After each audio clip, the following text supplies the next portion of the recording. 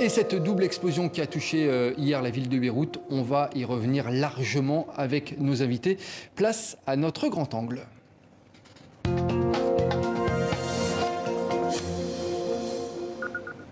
Et pour parler de cette situation donc dans la capitale libanaise, en plateau avec nous, Odette Chénaud. Bonjour Odette Chénaud, vous êtes présidente de l'Association libanaise des victimes du terrorisme. Merci d'être sur TV5 Monde.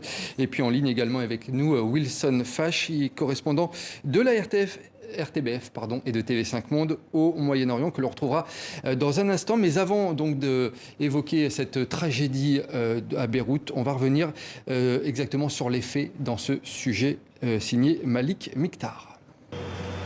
Beyrouth et son port, ruinés, balayés. Des bâtiments soufflés laissant s'échapper des colonnes de fumée. 24 heures après, la capitale libanaise dévoile les stigmates de la double explosion de la veille au grand jour. Les déflagrations ont eu raison de près de la moitié de la ville et ont été ressenties jusqu'à Chypre à plus de 200 km. Nous n'avons jamais rien vu de tel dans notre vie. La scène était choquante et effrayante. J'ai vu des morts par terre, j'ai vu des gens courir et crier en portant leurs enfants, j'ai vu des gens qui avaient perdu leurs enfants, d'autres qui cherchaient leur mère ou leur sœur. C'était horrible. Hagard face à l'ampleur de la catastrophe, certains pensent déjà à l'après, comme ce boulanger qui a essuyé de nombreux dégâts matériels qui ne se limitent pas aux vitres de son établissement. Car les explosions ont également éventré les silos de blé installés près du port, laissant craindre une possible pénurie de farine et de pain. J'ai vu la guerre et d'autres périodes difficiles, mais je n'ai jamais vu quelque chose comme ça avant. Dieu merci, les dommages chez moi ne sont que matériels. Mais où allons-nous désormais? Qu'allons-nous faire? Beyrouth a été complètement détruite en un instant. Pour d'autres, le destin est autrement plus difficile. Près de 300 000 personnes, soit 10% de la population de la capitale, sont désormais sans domicile et errent dans les rues de Beyrouth. Le président libanais Michel Aoun s'est rendu sur les lieux des explosions en début d'après-midi. Il exige une enquête et une désignation des responsables le plus vite possible. Odette Chénaud, quelles sont les toutes premières priorités sur le terrain actuellement ? Actuellement, c'est retrouver les disparus et continuer à déblayer tous les gravats pour pouvoir voir les corps, malheureusement, qui restent en bas. Après, nettoyer tous les rues et petit à petit reconstruire et ramener les gens dans... Mais ça, c'est après, c'est plus tard. Vous-même, avec votre association, vous allez agir directement sur le terrain dans les tout prochains jours, même dès aujourd'hui, je crois. Oui, même depuis hier. Déjà, on a une cellule de psychologues qui est sur place et des numéros où les gens peuvent nous appeler. Et là, on est en train de faire pour envoyer au Liban un conteneur de 70 mètres cubes des produits alimentaires de base de première nécessité. Oui, parce qu'il y a les blessures physiques, bien entendu, mais il y a aussi toutes les blessures psychologiques lors de ce genre d'événement. Un traumatisme, comme dans un attentat, comme dans un tsunami, comme dans tout ça. Et ça, il faut s'occuper maintenant, directement, et sur le long terme. Et nous, on a peur sur l'après. Là, on est tous dans l'action et l'émotion et le choc. Mais après, c'est là où notre travail va être vraiment important auprès des victimes et leurs familles. Alors, on va joindre tout de suite Wilson Fash. Il est le correspondant de la RTBF et de TV5 Monde au Moyen-Orient. Wilson Fash, bonjour. On suppose que les hôpitaux sont saturés actuellement.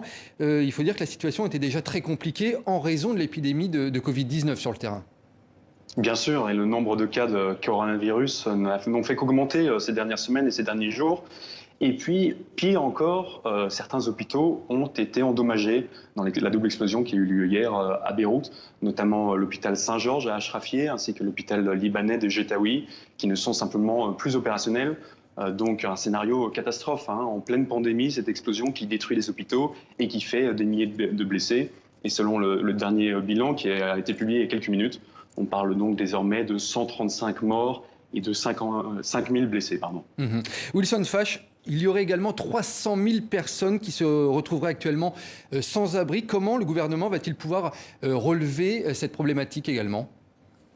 C'est vraiment un scénario catastrophe. Ce qu'il faut bien comprendre, c'est que la situation ces derniers mois à Beyrouth et au Liban n'a fait que se détériorer à cause, bien sûr, évidemment, de la crise sanitaire liée au coronavirus, qui s'est aussi déclinée, comme partout ailleurs, en crise économique. Mais en plus de ça, il faut noter une dépréciation très violente, très rapide de la livre libanaise, avec un impact très concret sur les habitants du Liban, avec des salaires qui ont diminué, avec le prix des denrées alimentaires qui a au contraire augmenté, et donc une partie de la population qui s'est retrouvée sous le seuil de pauvreté.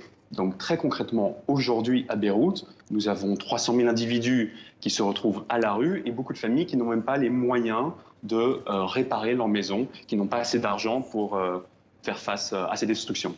Oui, Wilson Fache, on rappelle aussi, l'explosion a eu lieu dans le premier port du pays, qui est aussi un poumon économique au Liban. Bien sûr, le pays dépend en grande partie de ses capacités d'import, et ce, tous secteurs confondus. Alors aujourd'hui, le port de Beyrouth, le premier du pays, a été rayé de la carte, véritablement. On voit les images satellites, c'est vraiment effrayant. Et donc, l'intégralité, ou en tout cas la majorité du trafic maritime, en matière de fret, notamment, devrait être redirigée vers le port de Tripoli, qui est le second port du pays. Reste à savoir si Tripoli sera effectivement capable d'absorber les activités, les capacités d'activité du port de Beyrouth, qui était le premier port du pays. Donc ça, c'est quelque chose qu'il faudra constater dans les prochains jours et dans les prochaines semaines. Mais c'est absolument primordial, puisque, comme je le disais, le pays dépend de ses capacités d'import. Odette Chénaud, vous avez reçu de nombreux appels de familles à Beyrouth depuis hier. Elles vous disent quoi, ces familles? Des pleurs, des hurlements, on entend les craquements des verres autour d'eux. Tout le monde est hébété. Tout le monde, celui qui a perdu quelqu'un, c'est une catastrophe. Celui qui voit que c'est ma maison, mais c'est comme si une tournade, là, il m'envoie les photos. Il n'y a plus rien qui est à sa place. C'est pas juste un vitre ou une fenêtre qui est cassée. C'est catastrophique. Et puis je suppose que cette double explosion, elle rouvre certaines blessures du passé pour les Libanais, pour les habitants de Beyrouth. C'est surtout ça. C'est une de plus, et même c'est une de trop, et c'est la dernière, quoi, j'espère, parce que là, ils peuvent plus se relever. C'est vraiment, on arrive après plusieurs crises. Là, et là, c'est le coup de massue qui était, mais je crois, c'est insurmontable. Et c'est le problème là au Liban, c'est le désespoir. On voit plus d'avenir. C'est le désespoir complet. À votre avis, là, pour les mois, les années à venir, ça va être très compliqué de se relever de ça? Oui, c'est une crise. Déjà, la crise à la base économique, on attendait 5 ans et plus pour se remettre et pour déjà voir un issue. Et là, avec ce qui s'est passé, c'est... malheureusement, on a besoin de l'aide internationale. Sinon, seul, on ne peut rien faire. C'est compliqué. Wilson Fache, je me retourne vers vous. Sur le plan politique, quelles conséquences va avoir cette tragédie? Est-ce qu'on peut s'attendre à des démissions au sein du gouvernement, à votre avis? Alors, on a déjà vu des déclarations de plusieurs responsables politiques qui demandent, qui réclament des enquêtes. Je crois que ce qu'il faut bien comprendre aujourd'hui, c'est que ce sentiment de la population, il vise l'ensemble de la classe politique, un sentiment de dégoût, de colère, de frustration. Prenez par exemple cet éditorial du grand quotidien libanais francophone L'Orient le Jour, qui a été publié aujourd'hui et qui est titré « Fumier d'assassins ». Ce sont des mots très violents, très durs. Pour le journal, cette catastrophe n'est pas due seulement au mauvais sort qui s'acharne, ce n'est pas seulement un accident, mais c'est bien dû, je cite, à une carence étatique et à la collusion diabolique entre malgérance et corruption des responsables politiques libanais. Ce sont donc des mots très violents, très durs, mais qui reflètent le sentiment d'une partie de la population. Avant cette tragédie, la population appelait aussi à un changement dans la politique du pays. Est-ce que, selon les observateurs sur place, cela va faire accélérer les choses ? C'est encore trop tôt pour le dire, mais c'est vrai qu'on a vu cette révolution de Taoura qui a eu lieu en octobre, fin de l'année 2019. J'étais sur place pour couvrir ces manifestations et j'avais été frappé par un vrai élan d'optimisme, une lueur d'espoir qui manquait à Beyrouth et au Liban depuis un certain temps. Mais évidemment, cet optimisme il a complètement disparu aujourd'hui, notamment en raison de la crise économique et sanitaire des derniers mois, de la pauvreté véritablement dans laquelle une grande partie de la population se retrouve aujourd'hui.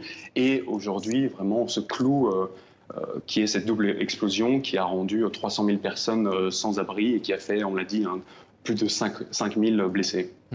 Odette Chénaud, les gens que vous avez eus au téléphone, qui sont à Beyrouth, ils vous disent quoi par rapport justement à cette situation politique? Ils n'en peuvent plus, comme il a dit. Là, tout le monde hurle. On ne peut plus. Il faut que ça change. Les mafieux qui sont là depuis 30 ans, il faut que ça change. On ne peut plus continuer comme ça. Ce n'est pas un pays. La corruption, tout, ça ne va plus du tout. Les banques qui ne donnent plus l'argent au peuple. Le peuple libanais a de l'argent, mais on lui a volé son argent. Il faut rendre rendre cet argent qui est volé. Ça, on oublie maintenant. Il ne faut pas oublier ça. La crise économique, elle est primordiale et là, il ne faut pas l'oublier avec cette crise. Il faut débloquer l'argent des Libanais, c'est tout. Une association comme la vôtre, elle va faire quoi concrètement au-delà d'amener de l'aide sur le terrain comme vous avez fait? C'est quoi dans les prochains jours, prochaines semaines, votre action sur le terrain concrètement? Nous, on est spécialisé dans la prise en charge psychologique, surtout le traumatisme. On est association des victimes du terrorisme. Et là, ça, c'est pas un acte terroriste pour certes, mais c'est des victimes qui ont les mêmes symptômes. Et le suivi, c'est sur du long terme. Là, on les suit pendant des années. C'est ça, c'est un suivi personnalisé sur du long terme avec des spécialistes du trauma. William Fache, je vous pose une dernière question que je poserai également à Odette Chénaud.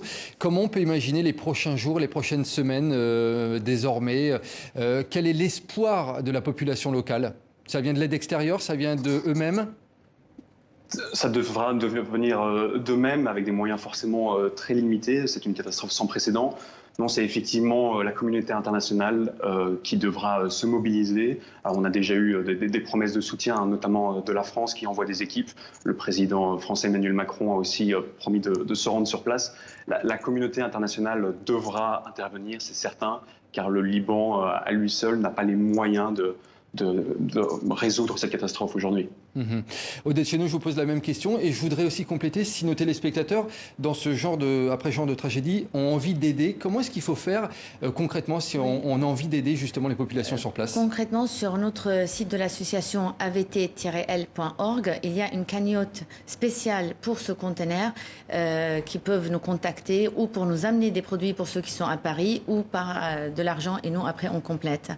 Et pour ce qui se passe au Liban, on espère un sursaut des politiciens, que leur conscience se réveille parce qu'il y a plus de conscience. C'est ça, leur peuple meurt, le Liban est en train de disparaître, il faut un sursaut politique. C'est ce que j'appelle « Réveillez-vous, c'est votre peuple, avant votre poche ». C'est mon dernier mot. On a entendu donc cet appel, un sursaut politique au Liban. Merci à tous les deux. Odette Chénaud, présidente de l'association libanaise des victimes du terrorisme. Merci d'être venu ici. Puis merci également Wilson Fache qui était en direct avec nous. Wilson Fache, correspondant de la RTBF et de TV5 Monde. Merci à tous les deux.